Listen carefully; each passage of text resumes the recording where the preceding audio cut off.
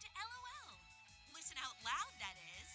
It's time for Anime Jam Session with DJ Ranma S, Mako-chan, and Ari Rockefeller. Hey everybody, welcome to Anime Jam Session, episode number 584. We are that podcast talks about anime, games, conventions, the fandom, geek stuff, and everything in between. I'm DJ Ron Mess.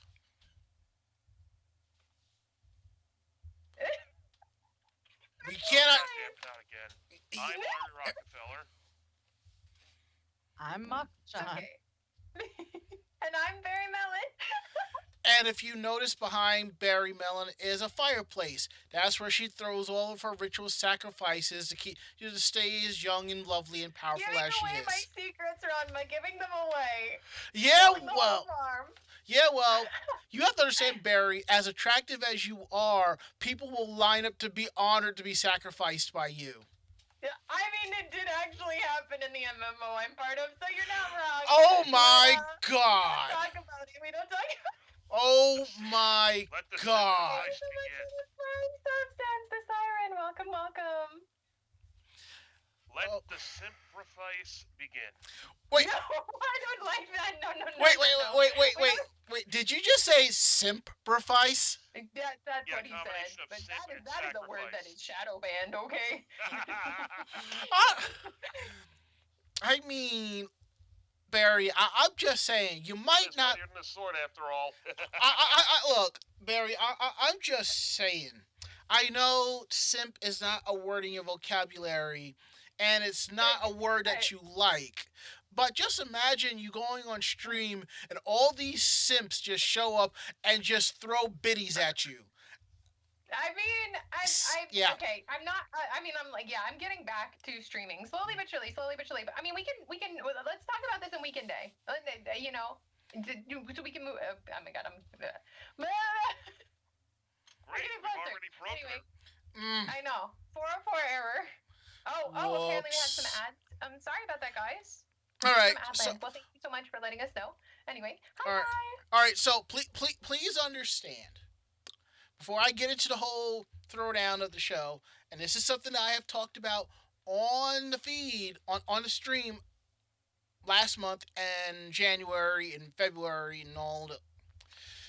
There will be commercials in the stream, and I'm doing my best to keep them as minimum as possible. They should be 30 to 35 seconds. If it's more than that, I apologize, and I will make the proper changes as need be. If you sub to the channel, you will not get commercials. Simple as that. So, but if you are still getting ads and you are a sub, let me know, and I'll figure out what the hell is going on. So that's basically what it is. So you also got to understand the ads help pay the bills around here because running a stream ain't cheap. Okay. But for those of you who stick around, I greatly appreciate it because y'all the best, the best, the best, the best, the best, the Okay, best. somebody got to review Ranma. We might need to reset Again. Ranma. No, Let me just. No. I was referencing one of Mako-chan's favorite bands. I got the reference too, but I just hate that meme. Well, I didn't want to just do it right behind each other. I figured I'd take a pause and then go back into it, and so forth. Yeah, for a second there, I thought I'd have to come up there with the vodka and give you a hard reset. Oh, God. I mean, honestly, the way I was drinking over the weekend, the vodka is scared of me. I can't wait to hear about this. Well, there's not much to hear about, but I have a funny story, but I will tell about that. But, anywho, now that we've already officially derailed, welcome to Anime Jam Session, episode number 584. Okay? And I'm going to ask anyway, because you probably already know, how is everybody doing tonight? I'm so friggin' tired. Meh. A bit sleepy, but the work goes on. I believe that. Okay, we are live tonight, week of April 11th, 2023, right here on Twitch TV. Remember, you have 7 days to file your taxes. So Oh my god, why would you do that to people? because I'm Cruel and unusual reminders. because I'm petty, that's why. We are live here Tuesdays from 9 to 10:30 Eastern. You'll always find us here at Twitch TV/Anime Jam Session. We're also part of the Voice of Geeks Network, so you can always find us at vognetwork.com. And they also are on Twitch as well. You can find them at Twitch TV/VOG Network. They kick things off on Sundays starting at 8 p.m. with the Bobby Blackwolf Show, followed by Orange Lounge Radio at 9. And come hang out in our Discord. Discord.com. No, vognetwork.com/Discord. Every channel is a part of the Voice of Geeks Network. Every show's part of VOG has a channel, so come through, hang out, and have a good time. So, yeah, that's how we're going to do things. So, now that we got that out of the way with all the chaos and camaraderie and all that good stuff, and I want to say thank you to those who have subbed to the channel. I greatly appreciate that, You're loved. We're going to kick things off with how was your week? How was your day? Ari. Well, week mostly revolved around work, and yeah, the past couple days I was working the overnight shift, which, oh boy. I haven't done overnight since my days at Starbucks. I understand. Yeah, overnight at Starbucks. What? If you're working with some like 24/7 Starbucks or something? Well, yeah. In Penn Station, that location is no longer. Oh, right. That location is no longer there because of all the renovations. But there is a 24-hour Starbucks. Granted, it's 23 hours and I'd say 50 minutes because they take 10 minutes to shut down the registers and start up a new day at 3 a.m. But it is what it is. I gotcha. Mm-hmm. But yeah, it was mostly just trying to recover, passing in and out during the day, and feeling like getting nothing done. And what else is there? Oh yeah, like it feels like I've forgotten which day of the week it is. I'm like, and the past couple of days they were so bad so boring that I brought my Switch with me to work. I was just playing, Stardew Valley in the office. Better you than me. But I did get some good holiday pay on Easter. That's good. And though I did have my traditional Good Friday steak and or ribs, I went to Outback for them, and it was kind of a miss. Don't you normally go to Outback? I don't know what it was, but it just came up short that day.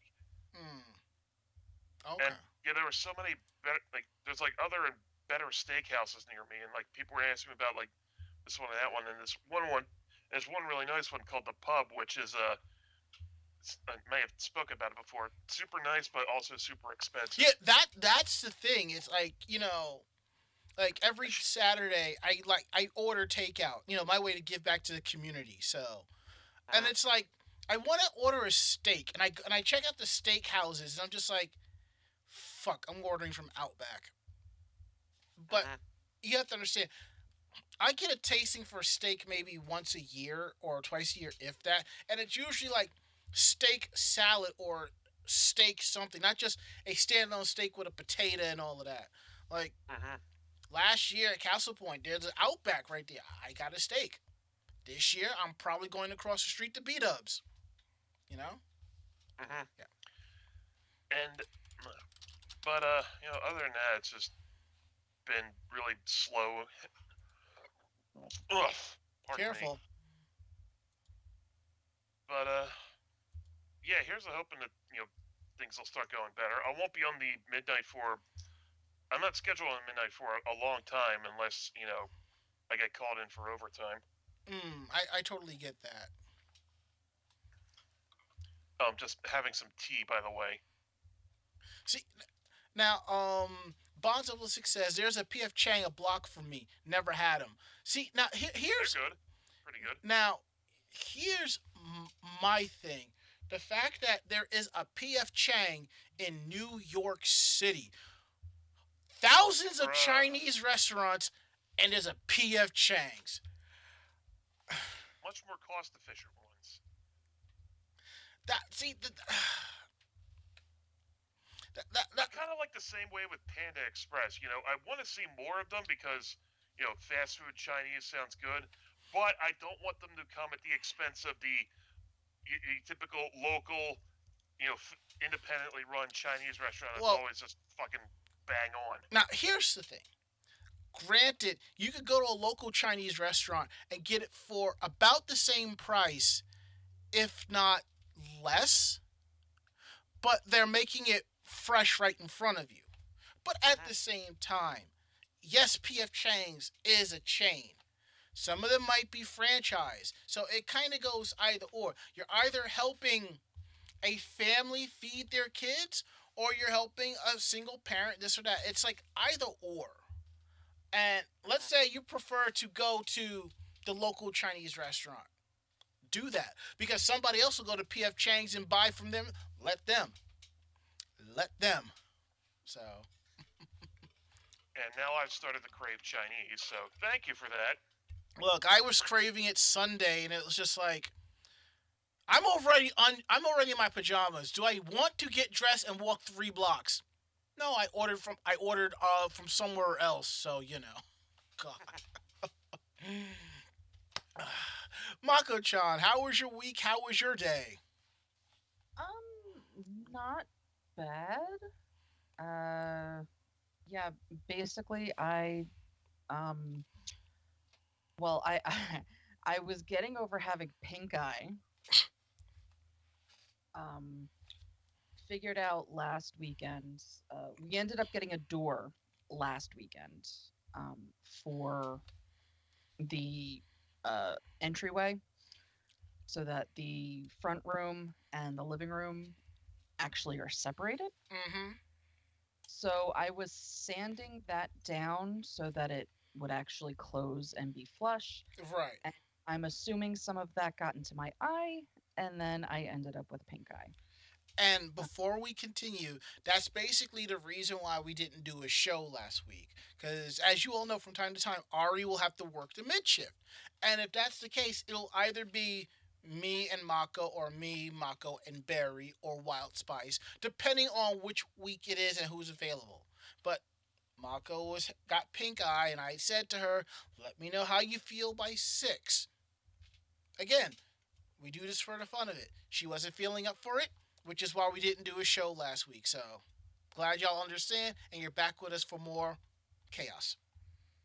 Yeah, Tuesday was, I caught it early enough that, it didn't go full blown, which thankfully, that's gross. Tuesday was my grossest day, so I'm just like, no, this is gross. I can't do that. But yeah, other than that, and, just getting ready for Easter, I basically did absolutely nothing, which was amazing. I kind of wish that I had gotten more sleep.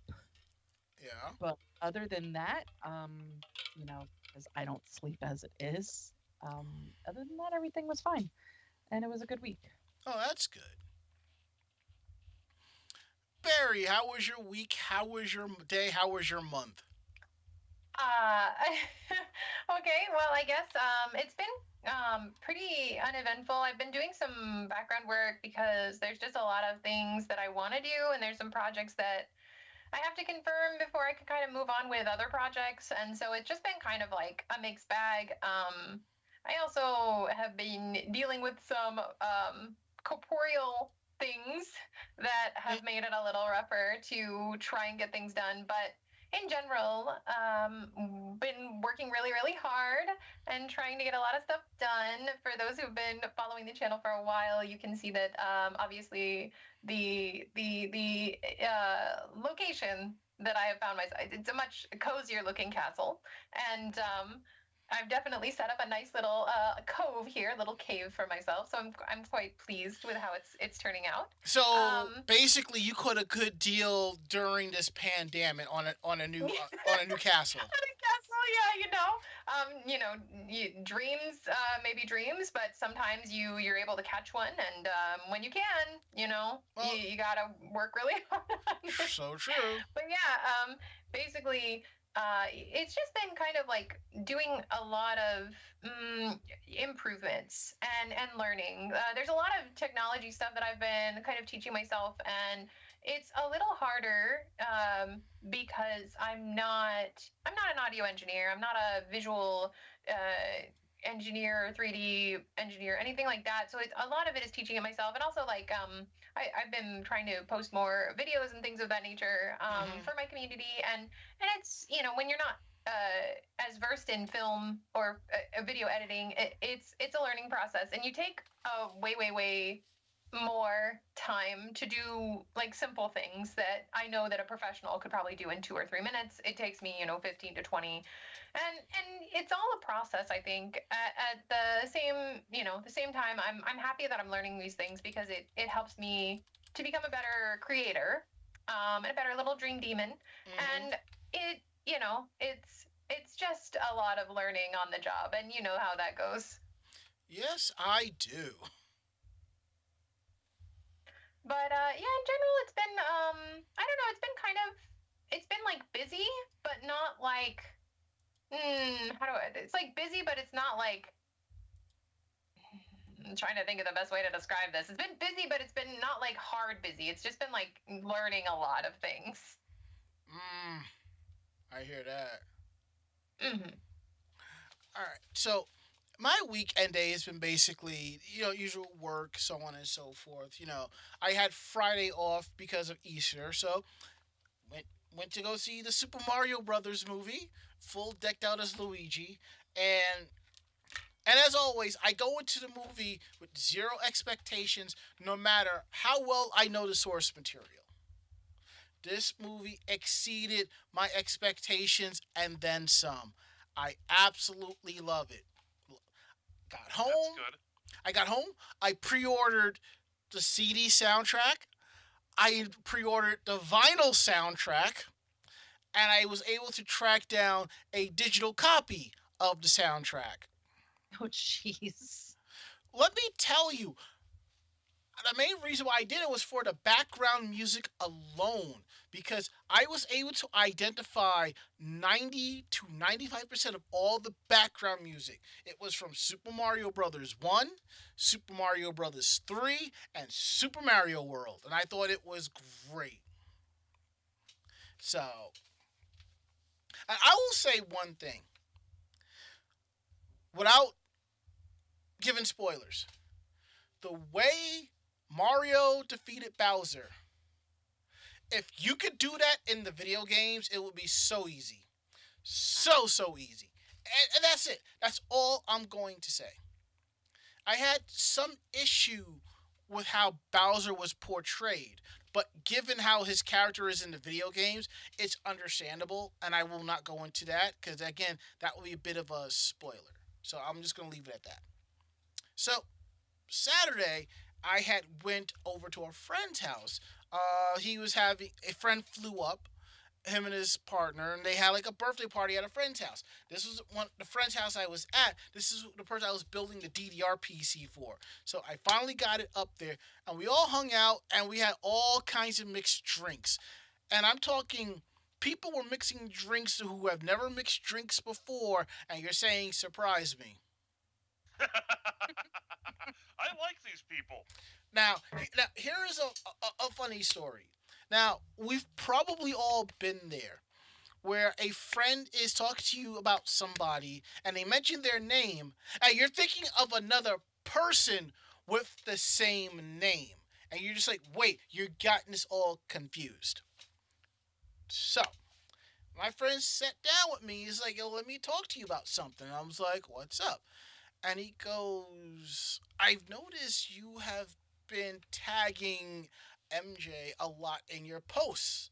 And I'm just like, yeah, what about it? Now you have to understand, I know 4 MJs. 3 of them use those initials.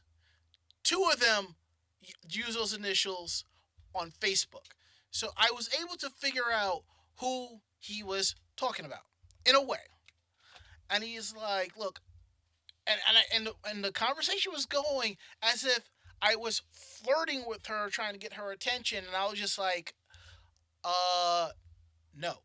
So I had to break out my phone and show him the other MJ. I'm just like, no, I'm tagging her. And he's like, oh, okay, I see. You ain't got to tell me. And I'm just like, do you see these posts? Do you see these Sailor Moon posts? Do you see the people that are tagged with her? Do you see these cat posts? Do you see the people that are tagged with her? I'm like, if I'm going to tag the other MJ, they would be Loki and Disney themed.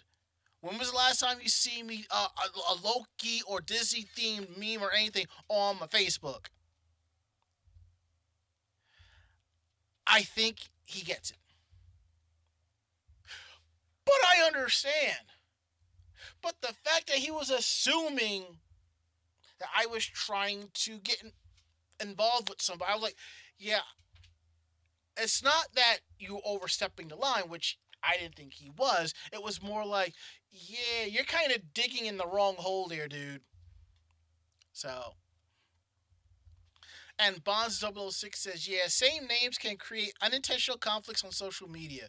I try my best to avoid tagging others. See, I think once I could cause an unintentional conflict. This was about 6 years ago. I tagged the wrong Liz on a wrestling post, and that person got offended and unfriended me even after I said this was an accidental post. Now, as for Mako, when I tag her, there have been times I've accidentally tagged another person, and I'm just like, God damn it, Facebook, because it's either I accidentally tagged the wrong person, or when the tag went through, Facebook swapped it at the last minute. So Yeah, Saya and I happen to share the same first name. Yep. So we're always getting different posts than what we should, especially since we're both into Sailor Moon. Mm-hmm. So the occasion that I get, something with the cutesy Neptune and Uranus or something like that, I know it's not me. And I just comment with the other person's name and go, this was for this person and not for me. Mm-hmm. And that's when he goes, son of a bitch. Exactly. All right, now that we got that out the way, let's get into some housekeeping notes here. Did I mute this by accident? No, I did not. Thank God I did not. All right, let's go ahead and do that. Housekeeping. Let's see. Let me pull up my notes here real quick. My apologies. Don't forget, episodes of Anime Jam Session are available on YouTube Thursdays at 12 p.m. YouTube.com/Anime Jam Session.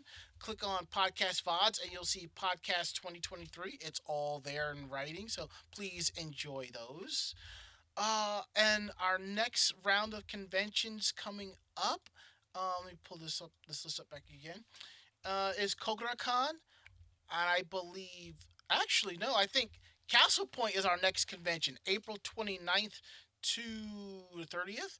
And I also believe that KoguraCon is May 6th. Both are in Jersey. Castle Point's at the Meadowlands Expo Center in Secaucus, New Jersey.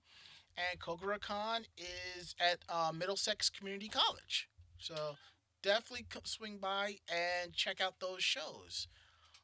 And let's see what else is going on here. Oh yeah, I forgot to mention there's going to be another anime convention in New Jersey called Anime NJ. It's going to be comprised of some people that worked on Anime Next, so you know where my faith is on that.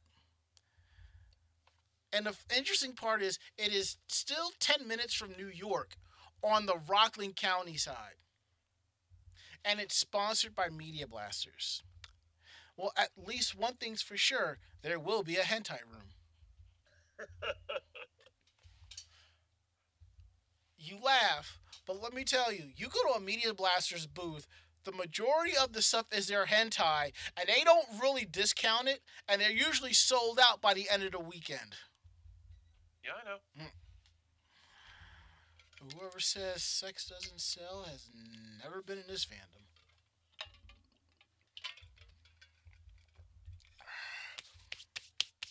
Anywho, moving right along here, we're gonna get into let's see.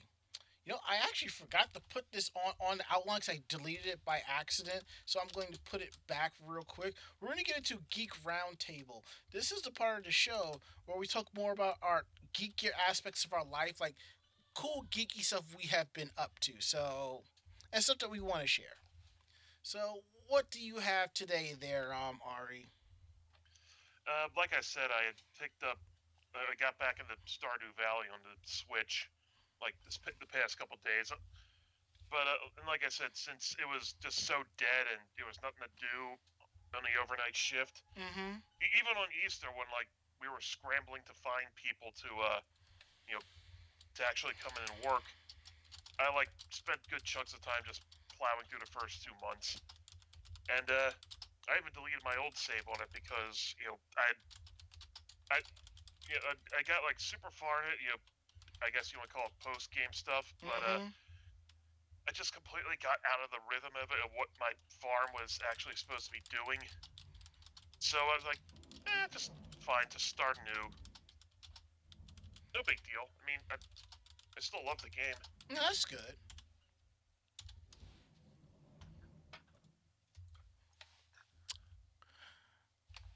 Huh. All right, drop that back.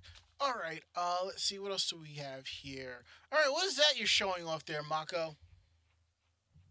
Yeah, so a couple months back, the ladies at Starlit Creation were doing some giveaways on their site of things that they had made. So this happens to be one of them. It is a 3D printed dragon pen holder. I like it because the filament that they printed it in, and because it's not finished, you can actually see the printing grooves on it. It actually gives it a very wood-like texture and look. So I really, really like it. But yeah, so I'm showing off my little dragon. Cool. That's nice. And depending on the angle, it just looks like a big old bong. I didn't want to say anything.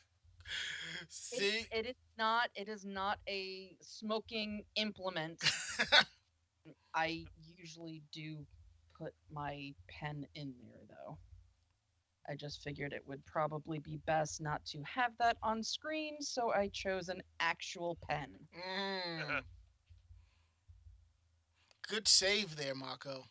Yeah, sometimes I actually do use the little bit of tissue that is between my ears.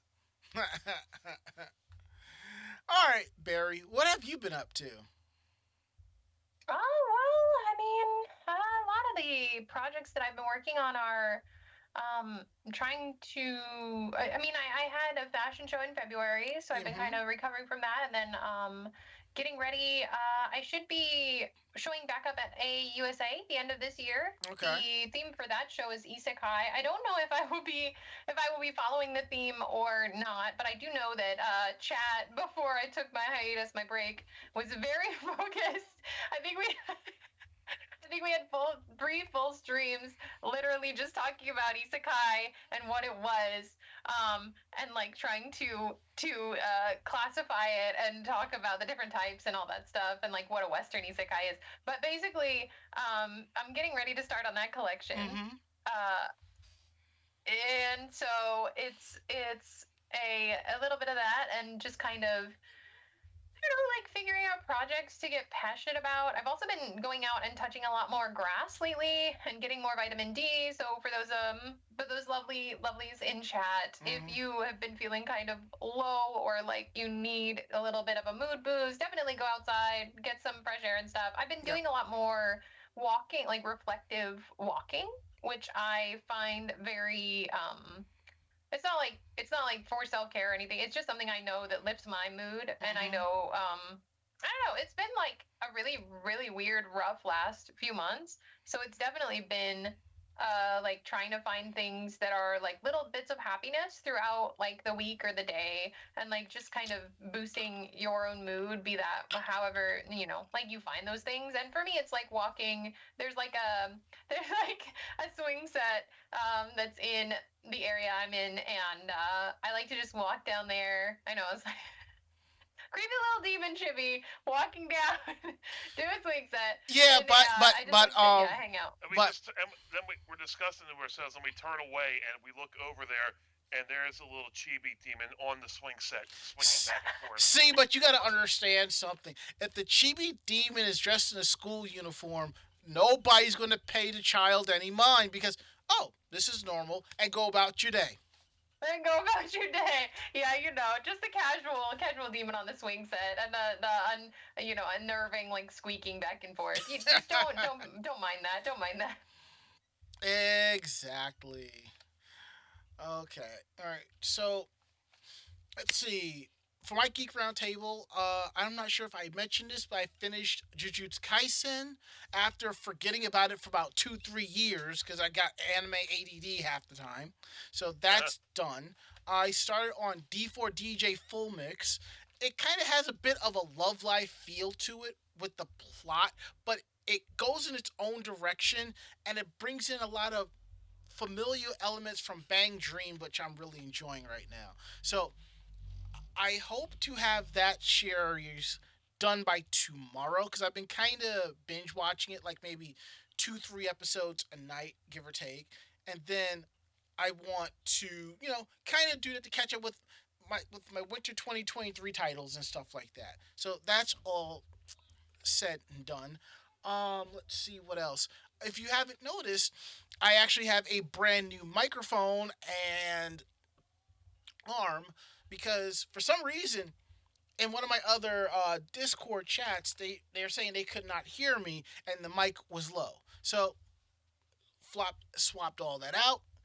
Ran into that same issue earlier. I cranked up the gain and I'm going to test out the old microphone and see. I wonder if that was the issue the entire time because I know for a fact I did not change that at all. So we'll see. Because that's the difference between $100. But I will when I do the playback, I will hear how it sounds because if the vocals are about one and the same, then I'm just going to put that back. And as Bonzable6 references back to Barry's chatting, you mean there's not enough isekai, right? I'm all about the isekai, but no more trash art online, really. And Barry, if you want to do isekai controversy, show up as friggin' Kagome from Inuyasha, because people are arguing that's an isekai, and I'm just like, no, it is not. See, Well, I mean, by the legal definition of a reincarnation isekai, it is. but here's the thing. Kagome was never reincarnated. She just fell down the damn well. And it's the same timeline.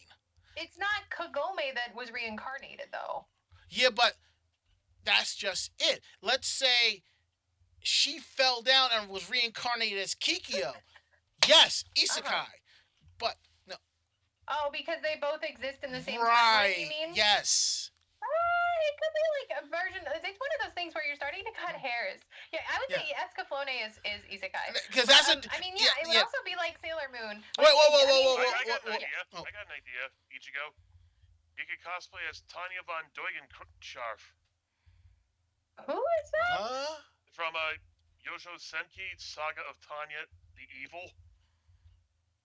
I don't think I've seen that one yet. I'm sorry, Ari. Okay, it's hang on, I'll post the links to it. Post the description or the name in chat, because that is a very long name. Is that the anyway, but it's one of those things where like once you start cutting hairs, there's so many that are. But here's it's not isekai; they're isekai adjacent. Yeah, because here's the thing. Now, even if Inuyasha is isekai, it's considered shonen before anything else. And I had a discussion with It's somebody. a shonen Yeah, isekai. but here's like, no. there's But Yeah. it would be just shonen, because of the artist. And what's interesting, this one person tried to tell me that isekai is not a genre. I'm just like, are you kidding me right now? No, it's totally a genre. I'm like, there are librarians who will sit down and school you and tell you otherwise. Now, to go back to our chat here, Omnistyles asks, is Escaflowne an isekai? Yes, because she ends up in a different dimension. Serenity 41088 says, what about Usagi? Sailor Moon is not an isekai. If anything, it would be Sailor Moon is an isekai. it would be kind of like a reverse isekai, kinda, because Chibiusa is coming from the future. But then they're again, coming from the future to the past. Yeah, the future has not been set, so you know. So I have a question for you. Oh shit. Oh god. Oh shit. Is Doctor Who an isekai? No. No, wait. It's a reverse isekai because he is not from our world. Oh yeah. I would say if it is within the isekai genre, it would be a reverse isekai because he's an alien coming to Earth. But I mean, well, because you've got like Lum Invader, and you've got No. Lum is a shonen. That's a shonen. 99% of what Rumiko Takahashi does is shonen. No, I was joking. But like, I'm just joking about like anime that's all about aliens coming to Earth. But anyway, but yeah. I mean, we can go off on this all day, but I feel like we have a bunch of articles to get to. Yes, we do. And Buzz06 says, I think I saw your post on Mutual Facebook pages, Ranma. Most likely. I had to sign myself out of that post because I'm like, I'm arguing with people about what isekai is at 8 o'clock in the damn morning at a con, and I hadn't had my coffee, and I'm just like, I'm just going to bow out. You didn't have your coffee, Ranma. What are you doing? Who let this man out without his coffee? Like, you just can't. Can't take you anywhere, Ranma. Yeah, I know. I'm such a terrible person. But anywho. No, you're not. Anywho, let's get into our first topic of tonight about an ecchi anime live broadcast. It seems that the voice actress in this anime was upset of something that had happened. Now, it's a normal thing where they will do like a mini tour of the anime, meaning the voice actors and actresses will kind of do a tour of like certain cities and talk about the series and do reads and so forth. But sometimes it can kind of get bit into a gray area. Now, I've heard of this anime, and I didn't think it was ecchi. I just thought it was fan servicey from a couple of the screenshots, but it just wasn't I won't say it's not my cup of tea. I just, if I watch it, I watch it. I'll get around to it. And the series we're talking about is My Life as Inokai-san's Dog. So there was a suggestive scene from the anime that visibly disturbed a member of its cast on live TV. And also, they will interview the voice actors on live TV talking about the series as well. So, this is what happened. The production team for My Life as Inokai-san's Dog recently held a live promo featuring the main cast. The show relies heavily on sexual humor. Panty and stocking, anyone? One included a scene showcases the main character, Usagi Tsukishiro, not Tsukino, but Tsukishiro, stimulating herself against a table. Yeah, Table-chan. Tsukishiro's voice actress, Yuri Kozakai, showed visible discomfort as this scene played out, occasionally laughing nervously or staring with a shocked expression on her face. Now, the broadcast prompted strong reactions on Japanese social media sites, with many speaking up to defend the voice actors who had to watch the scenes in front of a live audience. One person pointed out that certain voice actors are not prouder to work on shows like that, which they deem one step away from a true hentai, which is why some voice actors and actresses use pseudonyms for adult materials. In their statement, they also drew attention to the fact that many voice actors use different stage names for regular anime than they use for hentai, as I just said, presumably due to embarrassment from taking on such a role. Fair. My life as Inuka-san's dog started out as a manga by Gosei Furukawa, better known as Itsusuts.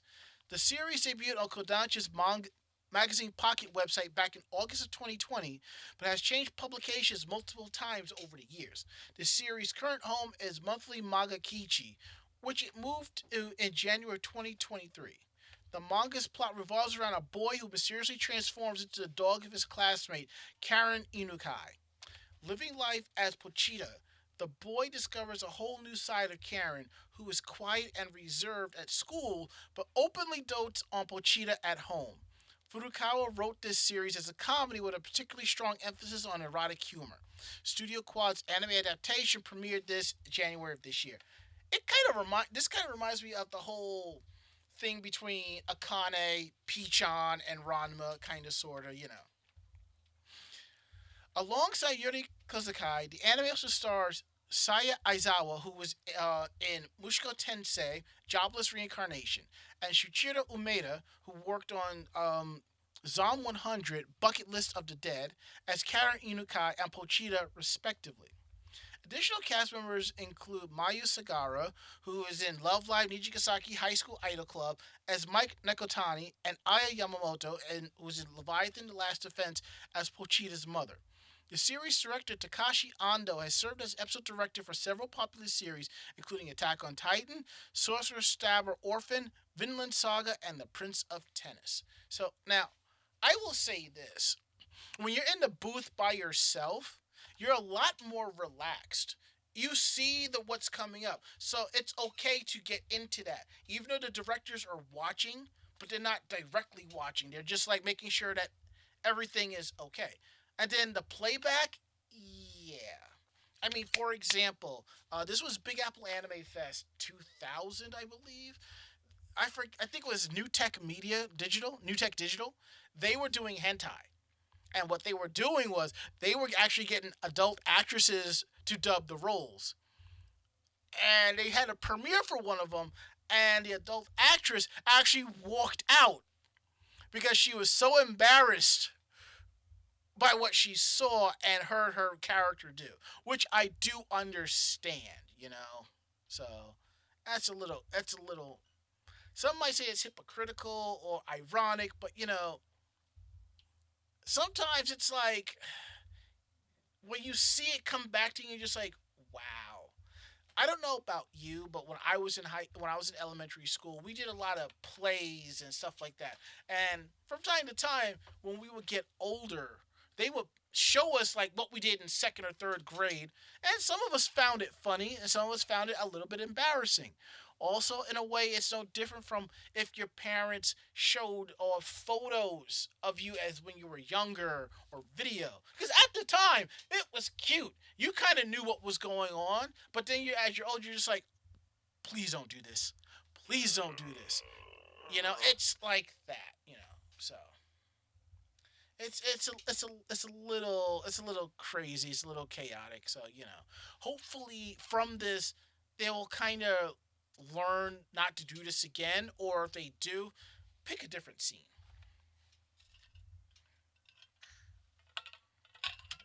Alright, so we are going to move right along to our next story. I believe that belongs to Ari. Let me double check here. No, it belongs to Barry. My apologies. Alright. Totally okay. I know that Ari and I are both big fans of Scott Pilgrim. So am I. Yep. Also, one more thing I forgot to mention during Geek Roundtable. I have the Sailor Saturn Ocean Bomb sparkling water, and it's grapefruit flavored. Are you drinking it, or? I'm going to right now.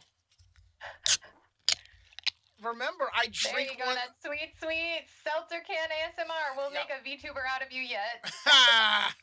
Remember, I drink a new one on the show every week. I just gotta find this. I gotta find the Pluto one. When I went and picked this up, they only had Saturn.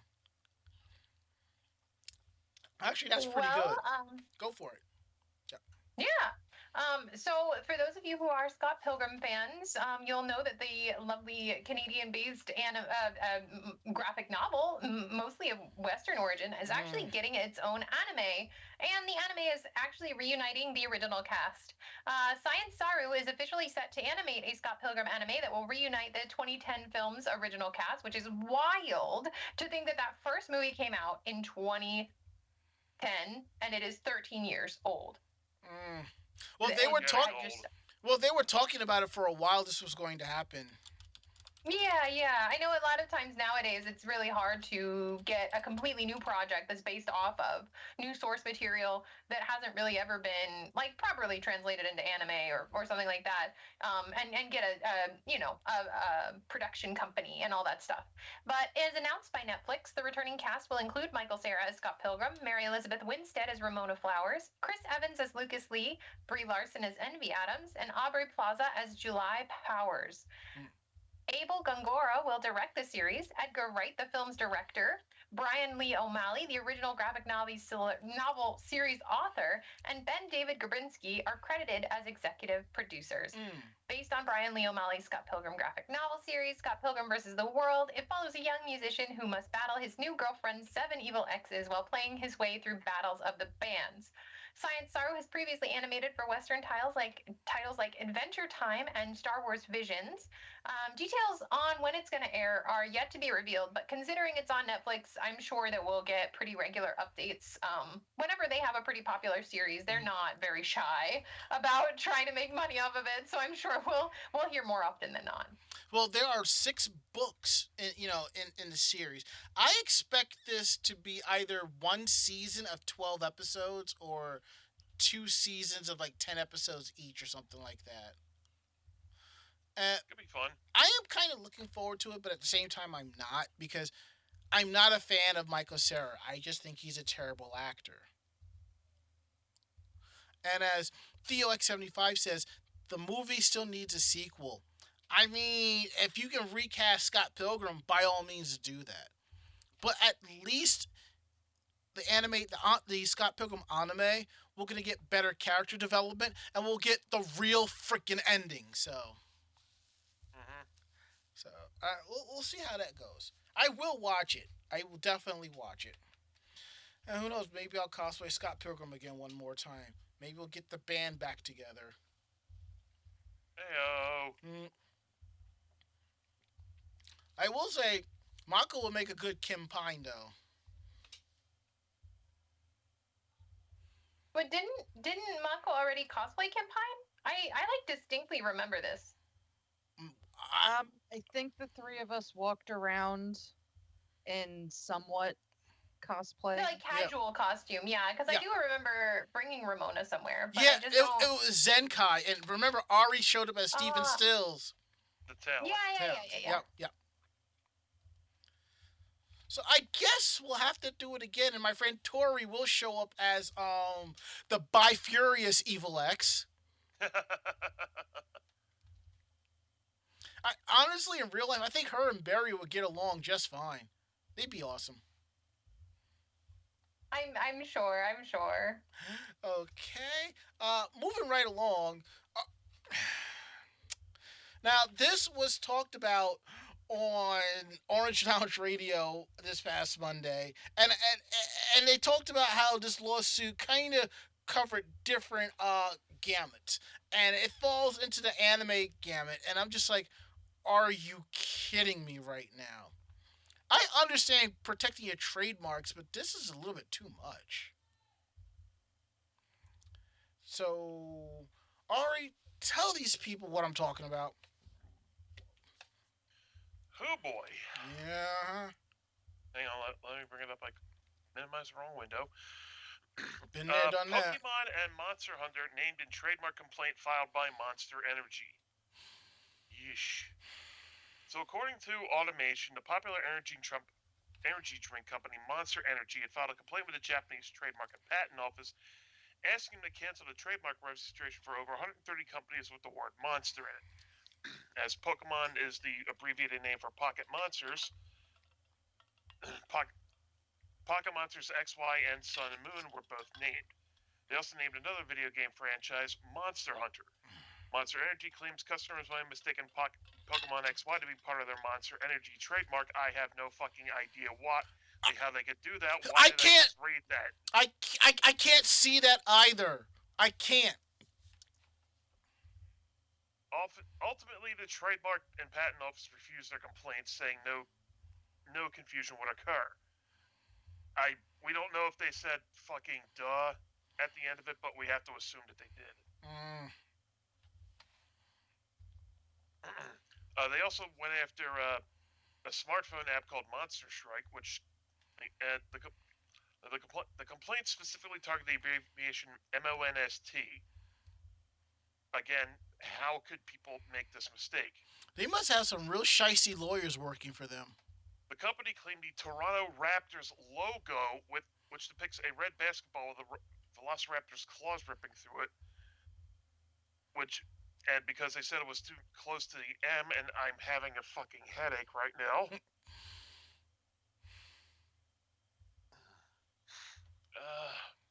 Okay, they actually were successful in 2020 of April against Ubisoft Entertainment. Due to Monster Energy's trademark dispute, Ubisoft was forced to change the name of Gods and Monsters to Immortal Phoenix Rising, spelled FENYX, like we're playing Final Fantasy 3 on the SNES again. See, but you gotta understand something. It's okay because it's Ubisoft. It's the French. They roll over for anyone.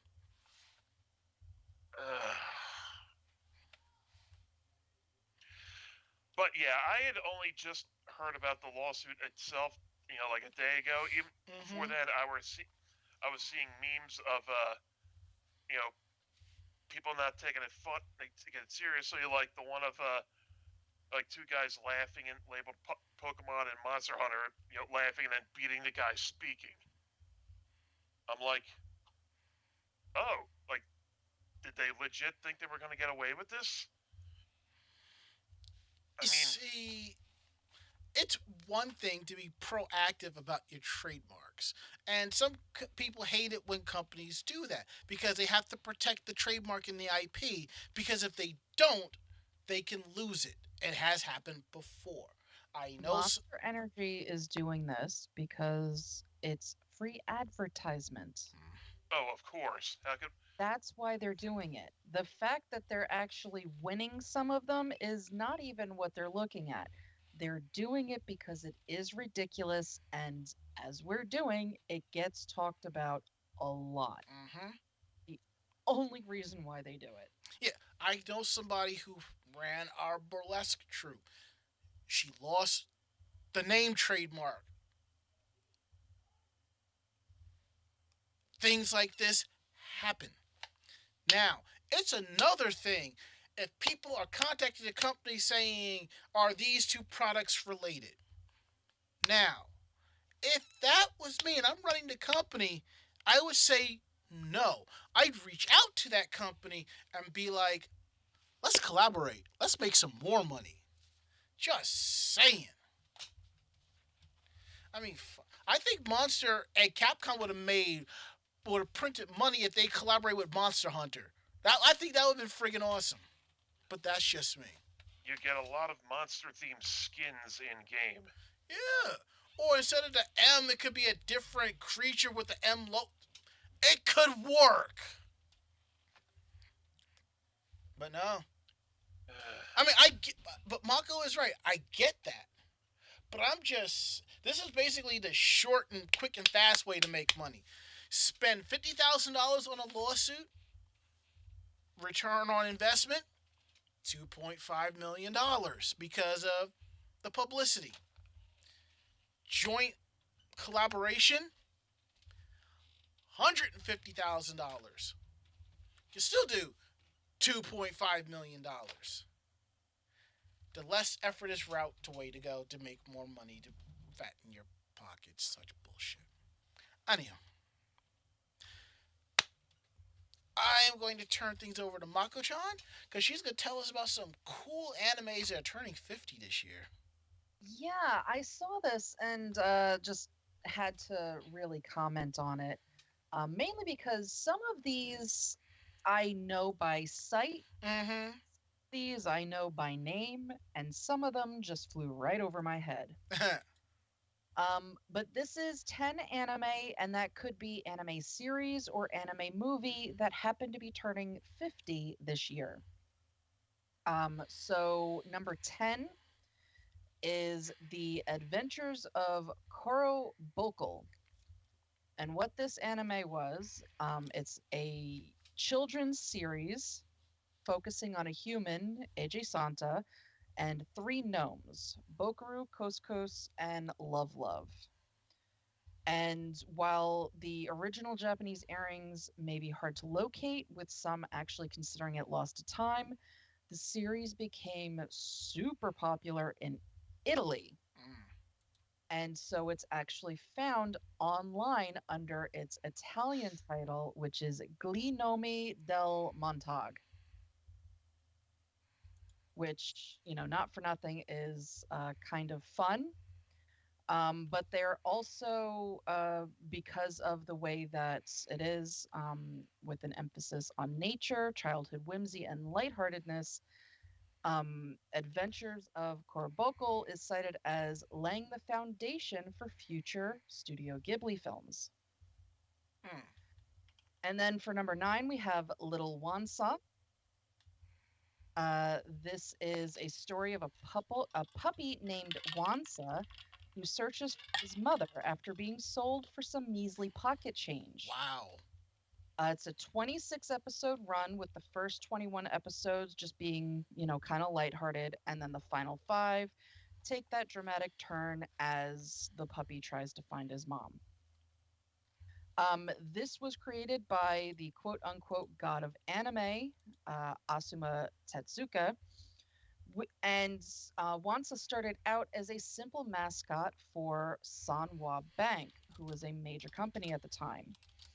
And while the manga series was never completed, the story arc in the anime was finished. Number 8 is Microid S, also known as Microid Z. It is another work from Asuma Tetsuka. It tells the story of 3 microids, or insect-sized humans, that set out to save humanity after their enslavers vow to wipe out pollution causing humanity. Oh. Yeah, so it's basically the trio escapes from a desert nest in Arizona, seeking peace-loving scientists in Japan. So this was actually proposed to Asamu by an early version of toy animation.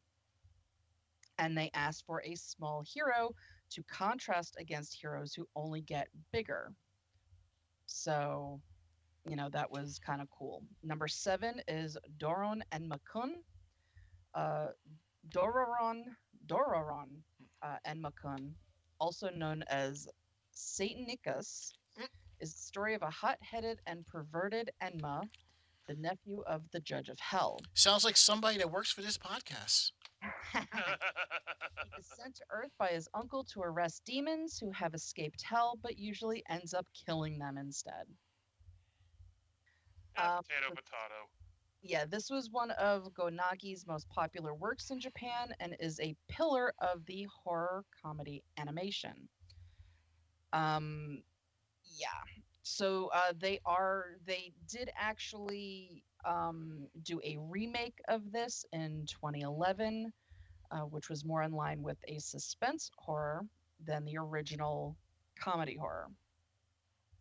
Number 6 is Aim for the Ace, which is about Hiromi Oka, a high school girl who is trying to become a better tennis player. So here you go. They actually were doing, lovely sports anime 50 years ago. The next, which is actually one that I know and enjoy, is Kashan. Some people call it Kashern. Depends on the medium. Yeah, it depends on what title, but this is Kashan, also known as Neo-Human Kashern, which is a story about an android with human consciousness who hunts and destroys the robots that have taken over the world. They have gone through very, very many Mm-hmm. incarnations of this series and this character. They've done live actions. They just did the Casher and Sin, which was the latest movie. Anime. That was fucking bleak. It yeah. It's definitely one of those way too serious, holy crap series. Is it just as bad as Japan Sinks 2020?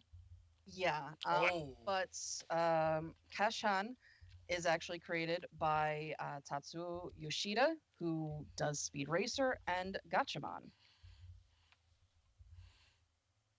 Belladonna of Sadness is our number 4, and this is an adult anime film that tells the story of medieval French woman Jeanne, who goes through multiple atrocities and eventually makes a pact with the devil to extract revenge. Burned at the stake as a witch, Jeanne's vengeful spirit infects the onlookers and eventually sparks the French Revolution. And again, this is a movie, and this is done by Asuma Tatsuka. Number 3, which I think we all know, is Yep. Cutie Honey. Honey Flash. So Cutie Honey is the story of a girl, Honey Kisaragi, whose father is murdered, revealing that she is an android with the ability to transform into a superhero, Cutie Honey. In school, Honey is a class clown, and during battle, she frequently taunts her enemies. So it is. Cutie Honey is described by creator Go Nagi as the first shonen with a magical girl protagonist. Some aspects of the show have aged poorly, but the title is still cited as an innovator for the magical girl genre. Mm. Number 2 is Mazinger Z versus Devilman.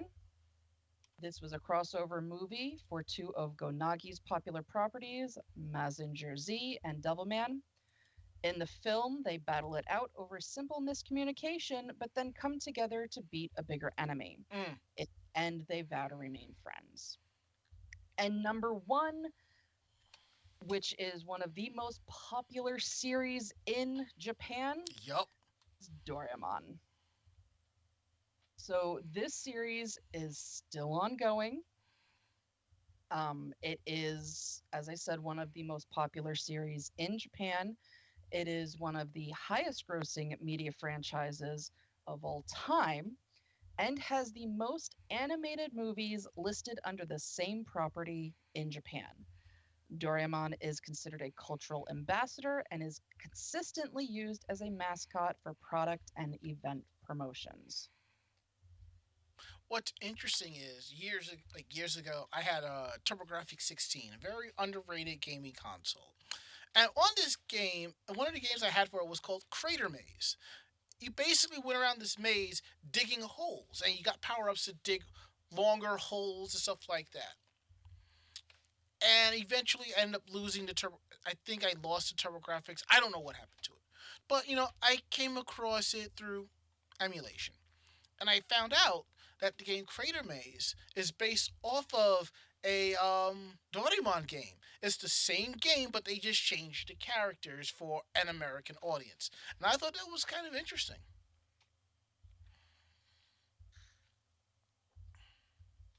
And as we're looking at the list here, Omnia Style says, aim for the ace. I saw that at Animazement back in the day. So, Dang. yeah. Sometimes this is another benefit of video rooms.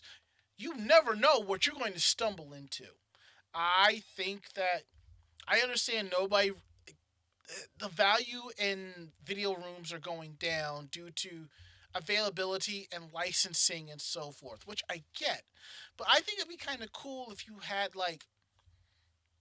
A retro anime yes, room like showing one nothing but, maybe one room showing like really old original stuff, like mm, this stuff, the 50s, and then maybe one showing stuff from 25 years ago. yeah, like one room of all 70s titles or and another room where it's just all 90s titles, that something like that would be cool. I think a lot of people would enjoy that, and I Hmm. think a lot of people would get into series that they may not even know exist. Hmm. And then watch them try to track down these series, and you realize they're out of production. Mm-hmm. Hmm. I mean, I have a couple of those on my shelf. Make sure I am buried with my copy of Handmaid May. That reminds me, I still have to get the Lupin and Conan crossover movies. Oh, by the way, High Dive is streaming the young Lupin anime. Yeah, I think I had heard about that. I'll have to look into that. Granted, I'm looking it up on eBay. The highest value of Handmade May box sets is like it's not much, like about $40, give or take. The individual DVDs are going for like $30 a pop. The import ones are going as high as $80. I think I paid 45 for mine about 15 years ago, so I think I got off. I got lucky. That that's a series that was really good. I wouldn't mind them releasing it, doing a Blu-ray release of that in a way that would kind of motivate me to get rid of some of my anime DVDs and replace them with Blu-rays. Anywho, we're gonna get into our last story of the night. Something that I am basically happy about, because you all know. Let's see, who was it? George Carlin talked about praising the sun or Joe Pesci, as your God and Savior, or if you've watched a Kevin Smith film, a little one called Dogma, where you find out God is Alanis Morissette. So see, so I guess to me, Rumiko Takahashi is my god, or in this case, goddess, and I'm perfectly okay with that. And I appreciate everybody who sent me links to this. I'm just like, trust me, I already know.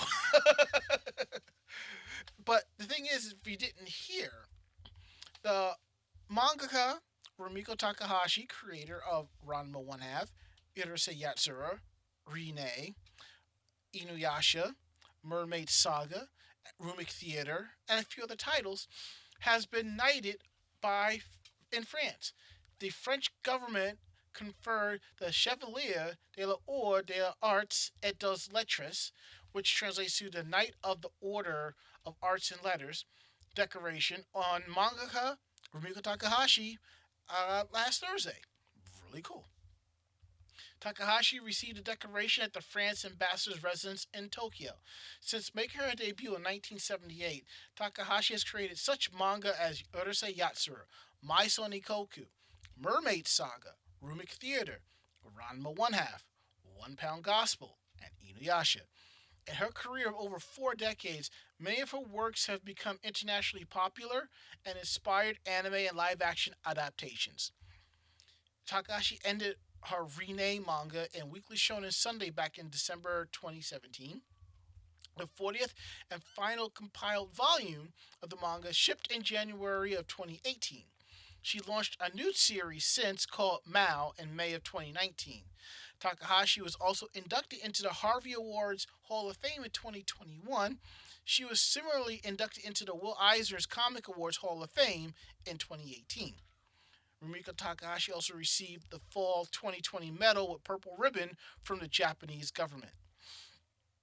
Other Japanese citizens who have received the French honor include mangakas such as Jiro Taniguchi, Leiji Matsumoto, Katsuhiro Otomo, Akira Toriyama, Go Nagai, filmmaker and actor Takeshi Kitano, better known as Beat Takeshi, Studio Ghibli co-founder Isao Takahata, and video game designer Shigeru Miyamoto.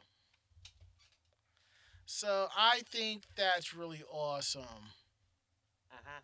Good for her. Definitely.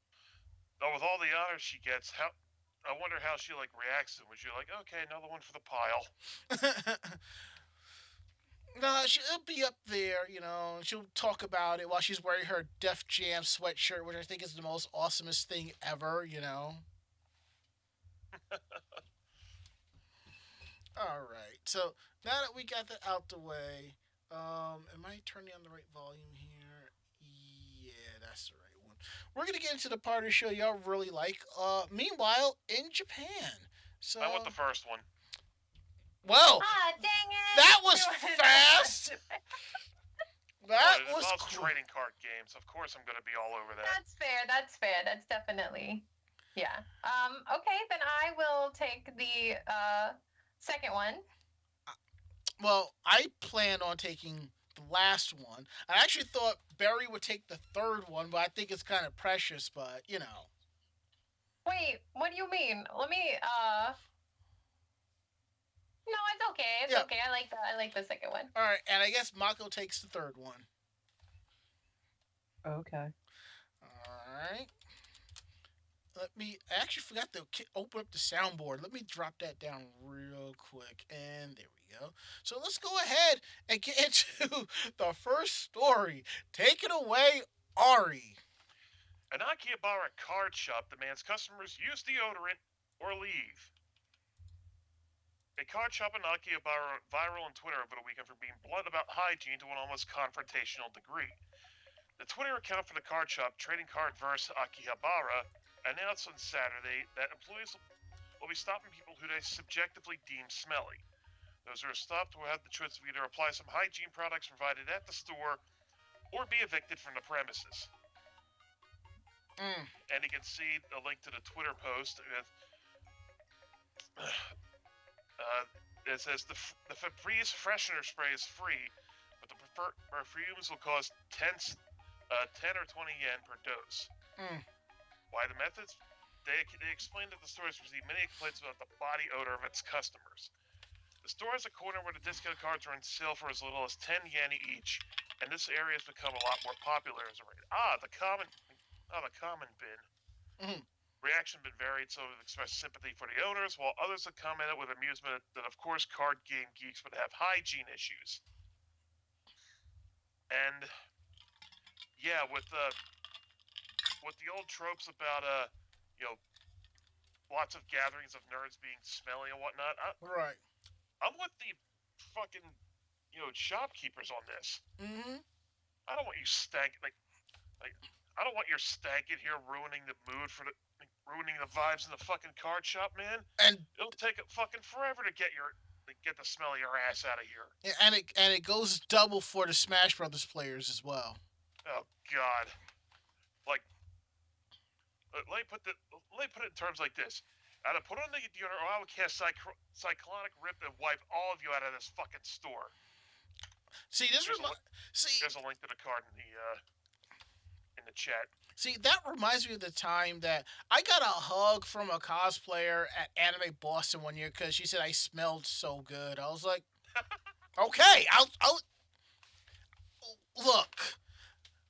I understand if you're at work and then you run over to, and then you go, I get that, but there's a difference between that and like going into the card shops and just idling around. No. Just because you pass by a game shop and you see the windows steamed up, don't automatically assume it's because of the humidity that's inside the game shop, the game card shop. You know, look. If you can spend all this money on trading cards and so forth, you can bust out 200 or 300 yen on a small thing of speed stick. It's not expensive. I see what you did there.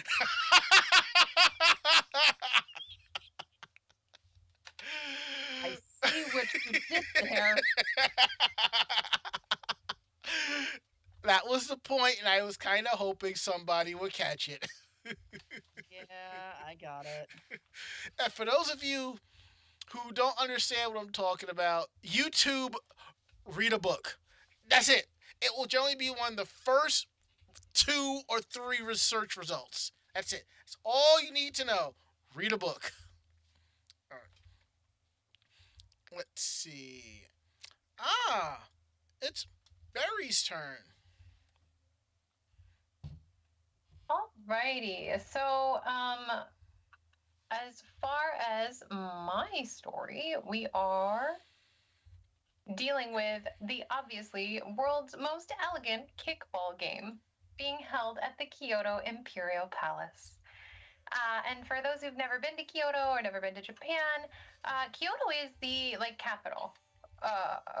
Or used to be the capital. And so it is very built up and has a lot of really beautiful, like vintage areas that are full of nature and like just beautiful scenery and lots of, there's like a whole section of the old school geisha and maiko culture.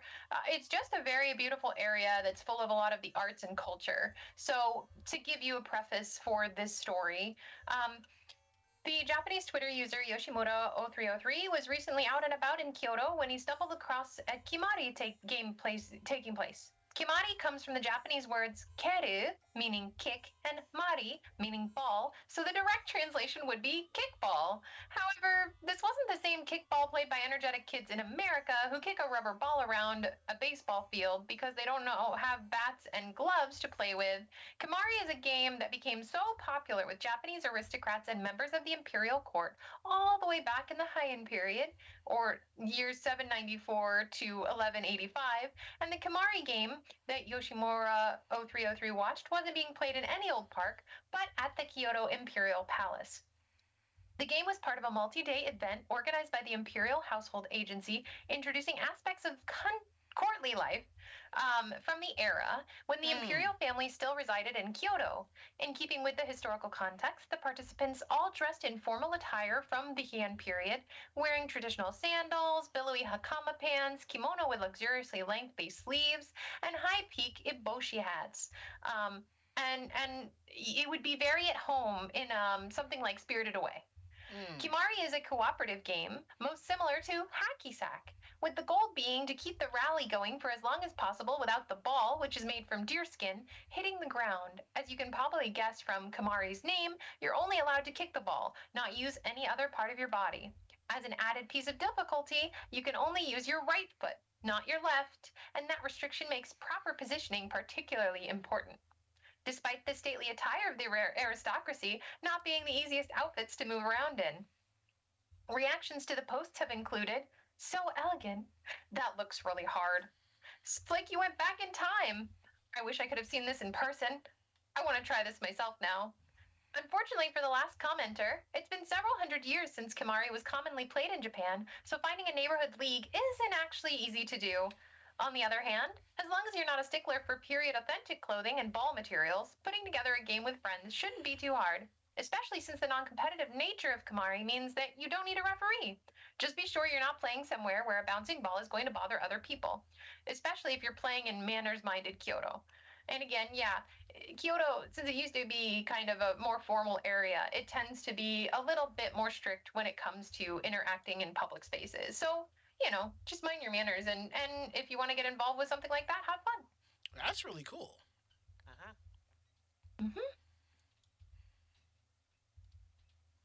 Now, this is a really precious story. I kind of want to play the song "Graduation" from DDR Extreme, but yeah, I'm not trying to get DMCA'd, so.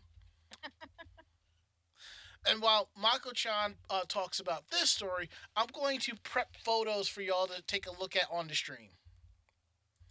Yeah, so a 15-year-old girl who was the only student at her elementary and junior high school on a remote island in a Western Japan city thanked her teachers, family, and locals as she graduated alone this spring. Located 15 kilometers off the coast of Kagawa Prefecture in western Japan, the island of Ochima is part of the city of Margam in the same prefecture.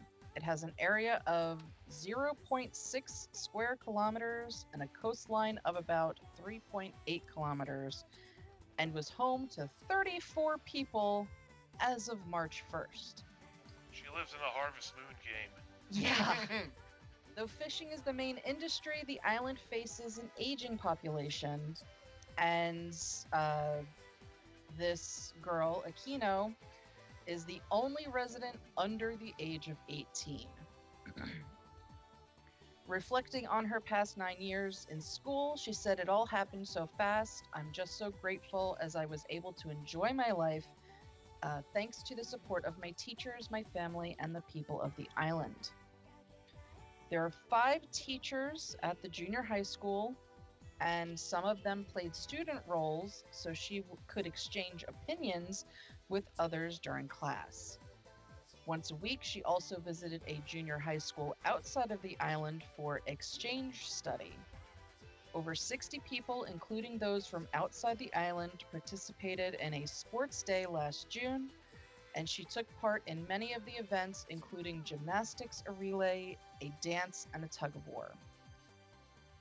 She explains, "It's usually just me, so there are times when I feel lonely, but I got to serve as the student body president and visited a lot of places as the school representative.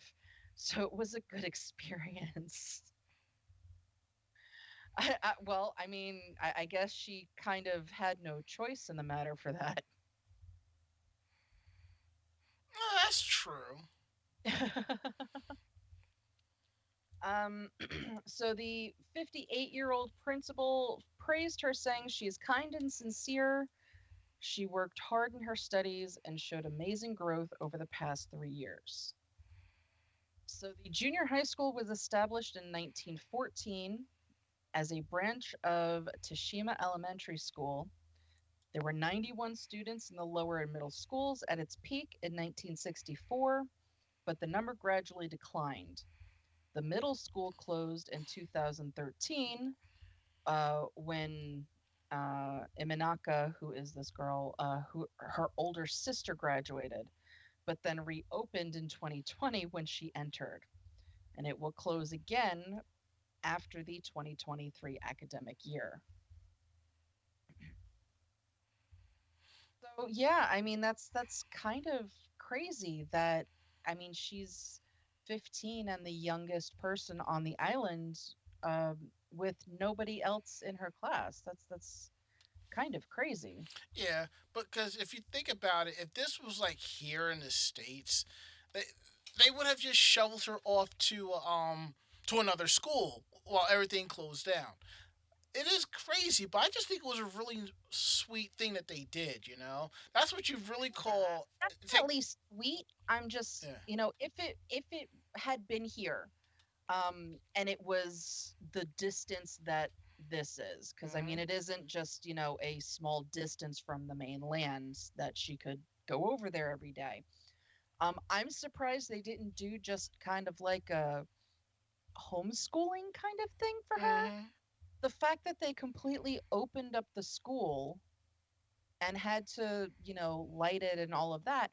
It gives her that school experience, but that seems kind of, I don't know, it just seems This excessive. must be a super close knit community for them to do Yep. this. The saying is true. It does take a village to raise a child.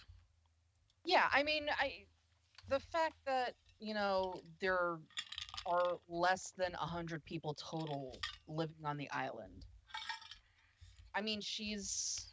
She's had to grow up with, basically her sister as the next closest confidant Hmm. age. Which, yes, you get really close to, your sisters and brothers when they're, close to your age kind of thing. But the fact that, like, they couldn't go off to school and make other friends kind of forced them to be each other's friends. Just it's mind-boggling to think about. Yeah. Hmm.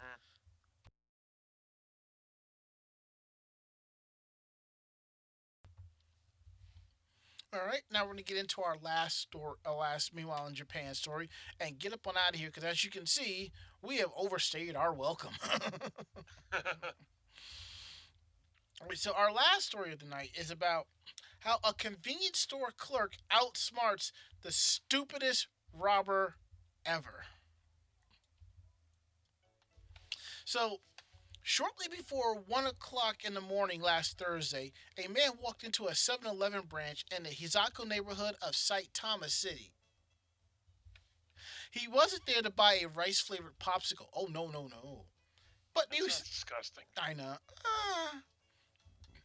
But he came to rob the joint. That's not good. The man approached the cash register where a 56-year-old employee was working and brandished a hammer of some sort. That might not seem like the most intimidating weapon, but since convenience store clerks in Japan don't have weapons of their own stashed under the counter, any item capable of causing bodily harm usually gives robbers the advantage in confrontations. Okay, fine.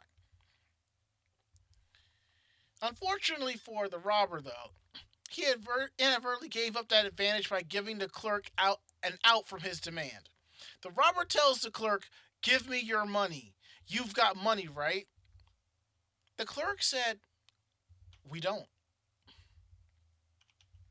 It's that kind of a lie that seems like it should have seen through it instantly. A lot of convenience store customers pay in cash, and even if the store had taken all that day's sales to the bank, there's always at least some cash in the register so that the store can make change for cash paying customers. But either because of the robber's heightened emotional state, or because of a lack of understanding basic convenience store operations, he apparently truly believed that the store didn't have a single bill. So when the clerk said that the store had no cash, the robber turned around and ran off. The police, Wow. the police are now searching for the robber, who becomes the latest criminal to be thwarted by convenience store clerk words. Wow. If they were only as stupid here in the States. If that. Well, some people would fucking live stream themselves robbing a place or just, taking selfies or shit like that. So I you don't know. Let me say this, and then we're going to wrap it up. Live streaming has become a thing. I don't know if you've been watching the news, but the last couple of serious incidents that have happened in the news in the last 2 weeks have been live streamed. There was another incident all the way up in Buffalo where that was live streamed. And the thing is, it's just how sad it is. All you gotta do is pull out your phone, hit stream, and that's it. It's happening. People are live streaming this shit, and it's gotta stop. But on the plus side, if you live stream it, it's not hard to find the person who did it and get them arrested. IP addresses can be traced. So anywho, let's hurry up and get out of here and wrap up the show. Let me see if this flipped itself around and. Alright, let's go ahead and get out of here. So, if you like tonight's show, tell a friend.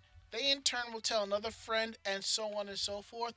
We're independent bloggers, independent podcasters, and we do this for the fun of it. So what we like and don't like, we're straight up telling you. So if you have any questions about tonight's show, drop us a line at podcast@animejamsession.com. Again, that is podcast@animejamsession.com. We're here to believe you. Don't forget to check out our website at animejamsession.com, where you will find our weekly podcast, anime reviews, cosplayer interviews, cosplayer tips and tricks, links to our YouTube page of convention video coverage, links to our Facebook page of cosplay convention coverage, editorials, and so much more at animejamsession.com. And don't forget to take our podcast wherever you go. We are available on Spotify, Google Podcasts, TuneIn Radio, iHeartRadio, Apple Podcasts, anywhere you can, any app you use for grabbing podcasts. And what's cool is these apps have sections for leaving reviews. So if you can leave a review, we truly appreciate that because y'all the best. And don't forget to follow us on our socials. YouTube, Twitter, and Facebook. It's all Anime Jam Session. Follow us on those so you know when we're going live, when our replays are going up, new articles, link our Facebook cosplay convention coverage, and so much more. Our Zenkai Con convention report will be up in the next week or so stand by. And also, I want to let you know that down below is our tip jar. You can click on our Ko-Fi or our Stream Elements if you want to throw us a few dollars. That's cool. We appreciate that. You can tip us in bits. We'd love that too. Subscribe to the channel. We had a couple of subs earlier in the show. We love that. Spread the word. Do all of that. Then some. We really appreciate all of that because we couldn't do the show without you. So now we're going to go around the room. Last words, Ari. Now, if you'll excuse me, I'm going to go pass out for a few days. Last words, Mako-chan. Yeah, an 8-hour nap sounds amazing right now. Last words, Barry Mellon. I am getting into work now as a dream demon, so sleep tight, little buggers. My last words, I got stuff to pack to take to the post office tomorrow, so I'm going to do that right after this show. So that is it. End of list. We will be back next week with a brand new episode. We hope you come hang out with us. We'd appreciate that. So, I'm Ranma. I'm Ari. I'm Mako-chan. And I'm Barry Mellon. Great fight, great night. See you next week. Good night, everybody. Good night. Jamatane, sweet dreams.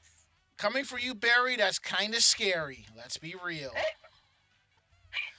All right, say goodnight, Mako-chan. Good night, Mako-chan. Perfect, awesome, we're out of here. See you next week.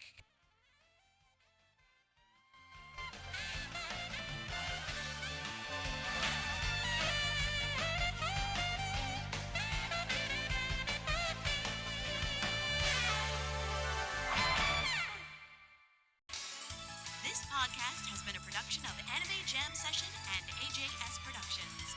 No fanboys and fangirls were hurt, maimed, shot, electrocuted, or pistol whipped in this episode. For now. The views, opinions, and thoughts expressed on this show do not reflect the staff or the network as a whole. But we're still right, damn it. For transcripts of this episode, start typing. Check us out at animejamsession.com and vognetwork.com for more information about us and other programming. Jamatane!